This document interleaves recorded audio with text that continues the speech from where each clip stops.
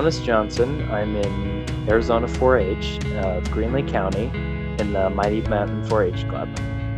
Involved in the Agriculture Innovators Project, and I'm enrolled in a Leadership and Citizen Project. Hello, I'm Trevor Sanchez. I'm 15. I'm in Grand County 4-H in Arizona, and the clubs I'm in is Home Economics and Teen Council. So my favorite activity was the atmosphere, carbon models, how carbon influences atmospheric temperature, because in every group of youth I taught, the very first question before I even talked to them was, what's that? What's that? That looks cool. They were all very interested in that, and that was like their main focus. They really wanted to know what that was. And I enjoyed teaching it because I like the decrease and increased atmospheric pressure. I find it very interesting. And so did the youth. They had a very positive outlook on it, and they were very interested in what it was. I thought it was interesting because I never realized how much carbon we produce and what it truly does to the earth. Carbon-friendly lunch challenge. The kids really enjoyed this because they were really interested in learning how reusable plastic containers helped, and how styrofoam was not good because it's one use and it breaks down. And I think that's going to impact even their home life, because they were, even at their school, they were very interested in making sure that they used reusable plastic containers. We took a whole bunch of cards and laid them out. And then we split the kids up into groups, and each group got an amount of cards, let's say. And each card was a food. And the first challenge was to just make a lunch. It had to have one of every food category: grain, dairy, protein, all that, vegetables and fruit. We went around and explained what the pros and cons of each of those food items were.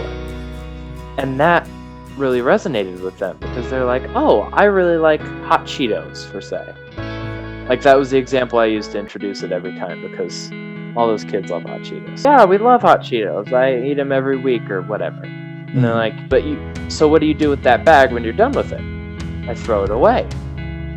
Do you ever reuse that bag? No, because you can't reuse them. And that really resonated with them, because they're like, oh, I can only use this once.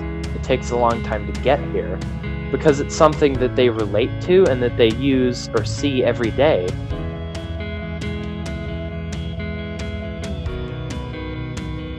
The interaction, or they weren't going to pay attention, they weren't going to take anything in. And we made the activities more streamlined to get everything working. Third graders, they really wanted to be into it. They raised all their hands, called on them. Every time there was explaining something and they knew what it was, they'd pop up their hands and I'd call on them and they'd say their stuff, and they were usually right. They knew a lot more than I thought they would. After we got the involvement down and making sure everyone was attent at the very least and being part of it, it made it a lot easier.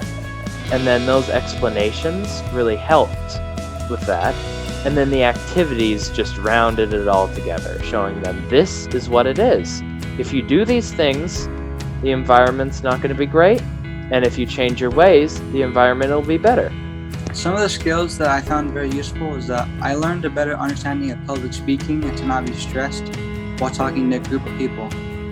And the knowledge I gained would be definitely learned way better ways to help curb our carbon appetite and be healthy all around, and to help out the earth little by little and do our part.